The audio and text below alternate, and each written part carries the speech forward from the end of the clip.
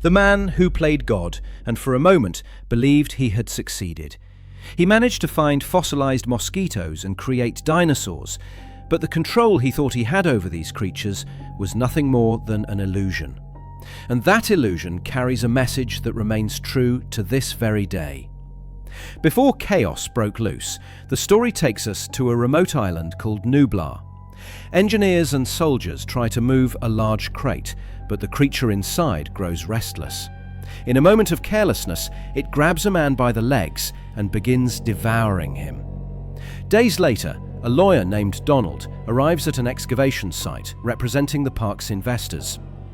After the recent accident involving a worker, the insurance company demands a safety inspection before allowing the project to continue. Donald meets with Juanito, a fossil collector, who shows him a fossilized mosquito.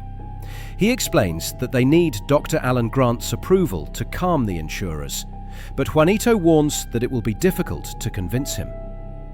The scene shifts, and we finally meet Alan, a paleontologist who has just discovered a velociraptor fossil. A computer program helps visualize the fossil before it's excavated, but Grant shows disdain for these new technologies, and for technology in general. He explains that dinosaurs probably resembled birds more than reptiles. A boy comments that this sounds boring, so Alan describes in detail how they hunted in packs and how they used their claws to tear open their prey before devouring it alive, all while holding a real velociraptor claw that he always carries with him. The story terrifies the boy. Later, he talks with Dr. Ellie, a paleobotanist with whom he shares both a professional and romantic relationship. She dreams of having children, but Alan insists that kids only bring trouble, making it clear that fatherhood isn't for him. Suddenly, a helicopter lands and signals them to head to the trailer. Inside is John Hammond, an elderly man dressed entirely in white and owner of a company called InGen. He pops open a bottle of champagne and, smiling, tells them that his $50 million annual investment is paying off. He explains to Alan and Ellie that he owns an island near Costa Rica where he has created a park related to dinosaurs, though he avoids giving too many details. He says he wants to move forward, but the lawyers are holding him back, especially one who represents the investors. With their help and approval, the project could finally thrive. In return, he offers to take them to the island and fund their excavations for 3 more years, a proposal too good to refuse. They gladly accept and celebrate with a toast. Alan and Ellie embrace. The scene changes again, and we meet Dodson and Dennis. Dennis works for InGen as a programmer, but plans to betray them. Dodson gives him a large sum of cash and a shaving cream can, which is actually a secret container designed to store dinosaur embryos. He asks Dennis to steal the embryos from InGen's lab and deliver them to a dock. Dennis rejoices at the absurd amount of money he's about to earn and promises to get the job done. Here, I'll pause for a moment to talk about one of the protagonists of this story, and the one who will experience the most significant change throughout it: Alan Grant. In just a few minutes of screen time, we can already see that Alan is a man deeply passionate about his work, fully devoted to it. And although he's somewhat solitary, he seems happy, content with his life, and convinced that things are perfect just as they are. However, through his interactions with the boy and the excavation program, we can also tell he's a man somewhat rigid, emotionally and in his way of living.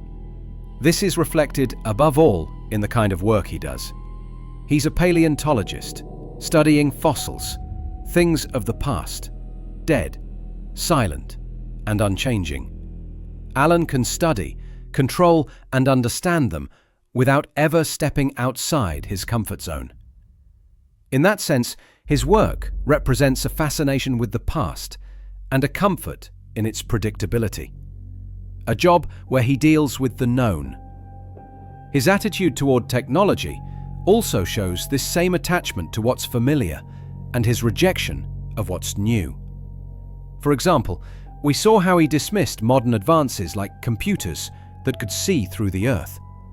It seems Alan feels that this kind of progress strips discovery of its authenticity. But deep down, what he truly fears is losing the stability he's built in his life. That same resistance to change also manifests in his personal life, and may explain why, unlike Ellie, Alan refuses the idea of having children. For him, kids represent everything he tries to avoid: chaos, unpredictability, and disruption. Having children would mean completely transforming his lifestyle and facing an uncertainty he can't study or control. And I think that also explains his reaction to the boy. He's scared with the Velociraptor story. He told the story coldly, almost with a hint of satisfaction in frightening him, as if reaffirming his rejection of the new and the unpredictable. Alan and Ellie travel by helicopter to John's Island, alongside Dr. Malcolm, a mathematician and expert in chaos theory, with a rebellious, ironic attitude and dressed entirely in black. Upon arrival, the island appears massive and covered in lush vegetation. A Jurassic Park caravan picks them up. Meanwhile, the lawyer warns John that if he doesn't prove within 48 hours that everything is under control, he'll recommend the investors withdraw their money. John reassures him, and they continue on their way. After a few minutes of driving, the vehicles stop. Alan hears strange noises, turns his head, and what he sees leaves him speechless. He turns Ellie's head, revealing that on this island there is a living dinosaur. It's a brachiosaurus, walking, eating leaves, and towering above them. The paleontologists can't believe their eyes. When the lawyer sees it, he exclaims, "We're going to make a fortune with this." But that's not all. In front of them lies a lake filled with dinosaurs of various species, all coexisting as they did millions of years ago. Proud of his creation, John smiles at his guests and says, "Welcome to Jurassic Park." Alan, astonished, asks John how he managed to create dinosaurs. John takes them to the labs, where an animation explains that they extracted DNA from fossilized mosquitoes trapped in amber and completed the missing sequences with frog DNA. The group witnesses the birth of a baby dinosaur. When Malcolm asks if they could reproduce on their own, John replies no.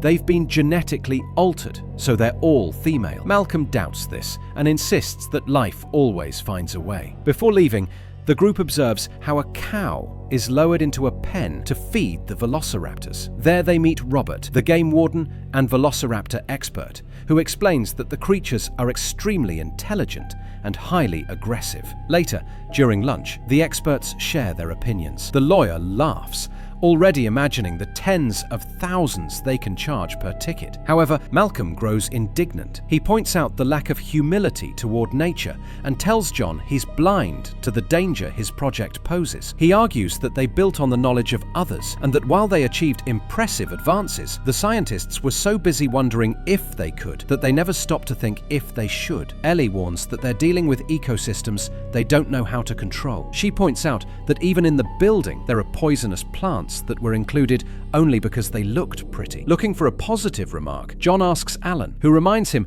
that humans and dinosaurs are separated by 65 million years of evolution, and that no one can predict what coexistence between the two will bring. Soon after, John's grandchildren arrive on the island. Their names are Lex and Tim. John welcomes them warmly and invites everyone to continue the tour in autonomous vehicles. The young Tim is a huge fan of Alan. He's even read his book, but Alan, visibly uncomfortable, moves him to another vehicle. As we've already seen, kids aren't really his thing. The tour begins while John observes everything from the control room, where he can see every corner of the park and communicate with the visitors through a microphone. Their first stop is the Dilophosaurus paddock, known for its venomous spit, but none appear, disappointing Ellie. Although John assures everyone that everything is under control, the supervisor in the control room reports that the vehicle's lights are malfunctioning and that it's the 150th problem of the day. In the control room, Dennis is also there, arguing with John because he claims he isn't being paid enough. Meanwhile,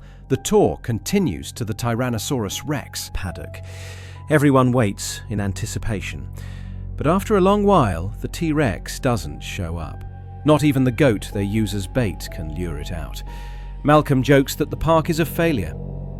The tour moves on until Alan notices something in the distance. He gets out of the vehicle to investigate and discovers a sick triceratops. A park worker allows them to approach it, and the paleontologists examine it in awe. Meanwhile, in the control room, systems keep failing. The technicians detect a storm approaching and decide to suspend the tour, which angers John.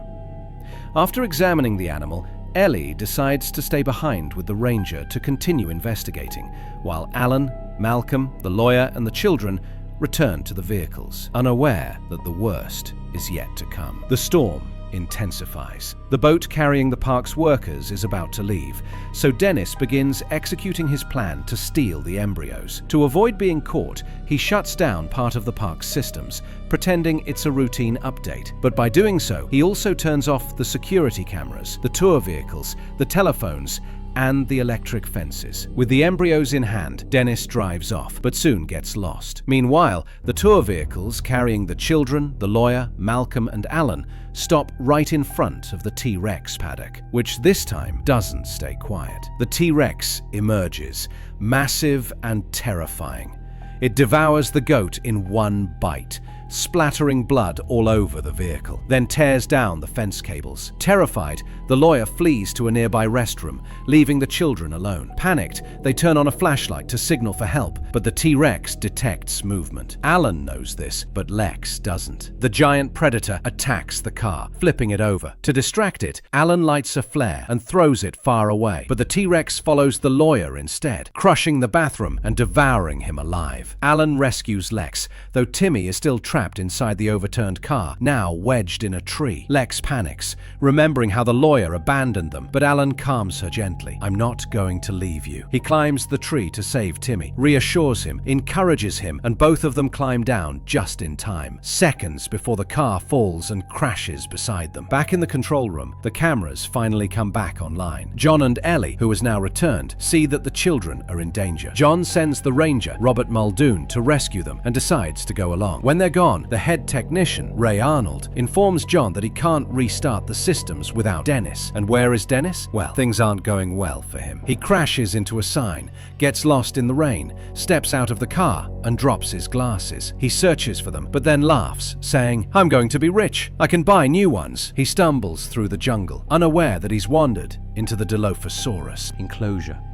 The creature spits venom in his face and devours him alive. The stolen embryo containers roll away and are carried downstream by the rain.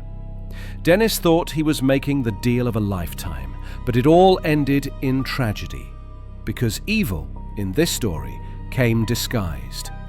That's an idea we see repeatedly in this movie. The worst decisions, the ones that cause the most terrible consequences, didn't come from hatred, cruelty, or revenge. They came from seemingly ordinary desires, success, achievement, and recognition.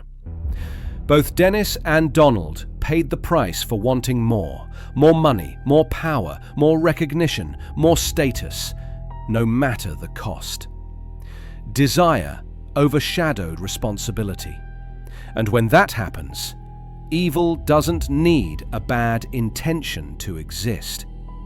It only needs one impulsive decision, wrapped in the excuse of progress or self-entitlement. That connects beautifully to another theme. There's a book that dates back to the middle of World War II, 1942, called The Screwtape Letters, written by C.S. Lewis. The book consists of letters written by a demon named Screwtape to his nephew Wormwood, a young apprentice. In them, Screwtape gives advice on how to tempt a human, whom he calls the patient, to turn him away from God and lead him to damnation. Lewis reverses the traditional point of view. Evil is the one speaking, and good is seen as undesirable. But this inversion allows readers to see the mechanisms of temptation, showing how humans can drift away from good, not necessarily through great sins, but through small selfishness, distractions, or despair.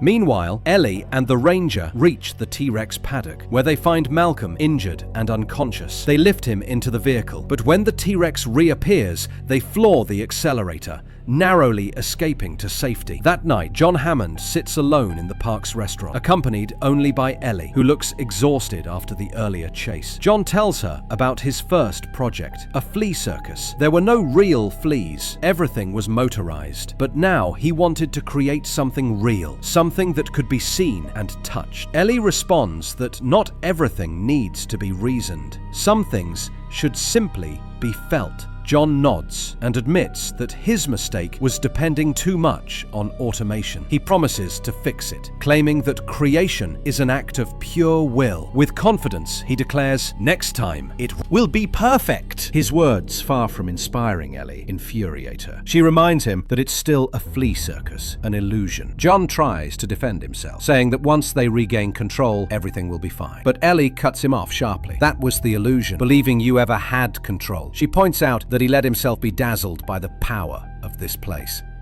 lost respect for it, and now that power is loose.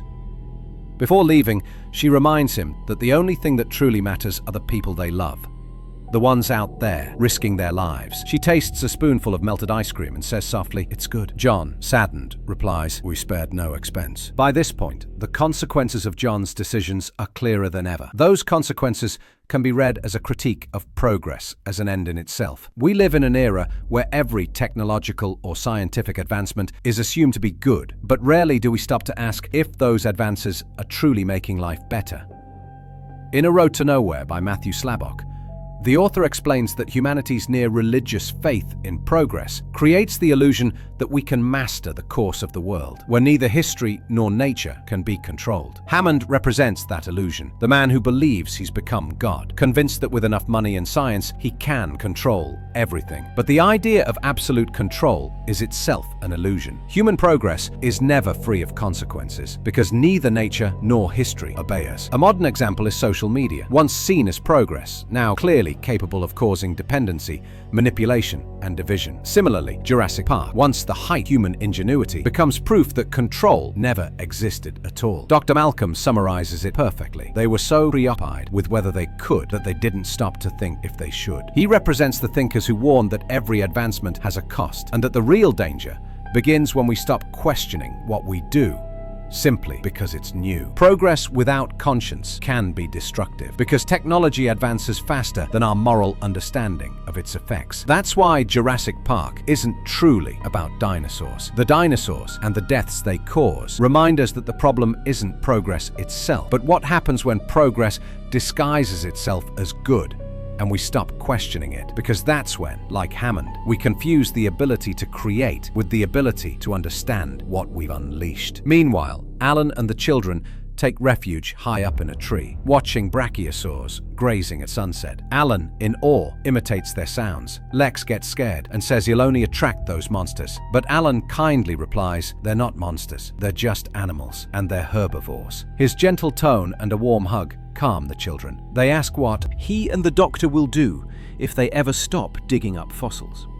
Alan smiles and says, "I don't know. I guess we'll have to evolve too."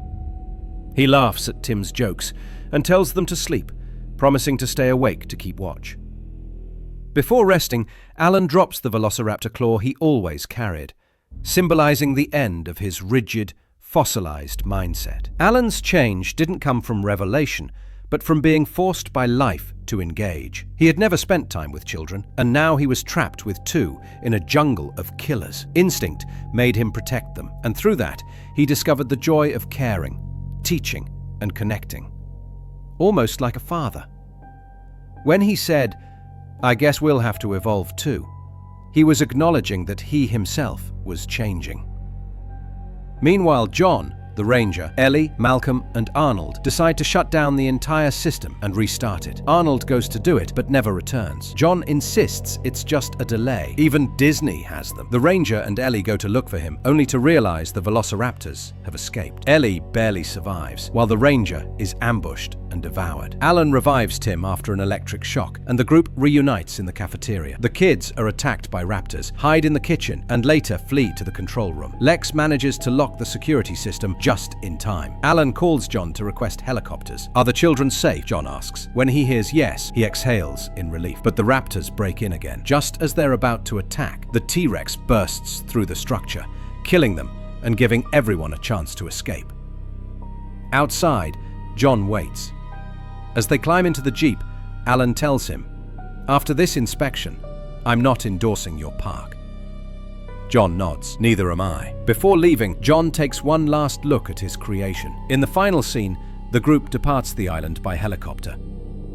The children sleep soundly, resting their heads on Alan's shoulders. He holds them gently, watching them with tenderness. Ellie glances at him and smiles. No words are needed to understand that something profound has changed within him. He's no longer the man uncomfortable with the idea of children, nor the one terrified of losing stability. Now he radiates calm, affection, and peace. He's someone who has stopped clinging to the past and learned not to fear the uncertain. Someone who let himself be transformed by experience and continue evolving. And that's what makes Alan's story so compelling. It's not just about fatherhood, but about how we face change itself. Sometimes we don't choose to change. Life forces us to. We change cities, friends, jobs, routines, even partners. These are moments where we simply have no choice. And while change can be frightening or uncomfortable at first, it often hides opportunities that reveal more about ourselves than we ever expected. Alan didn't seek change, but through it, he discovered that caring, teaching, and nurturing gave his life new meaning, perhaps even redefined his purpose. So it's worth remembering, when life pushes us to evolve, it's worth staying open to what it may offer, because even the changes we don't choose can leave us with more than we ever imagined.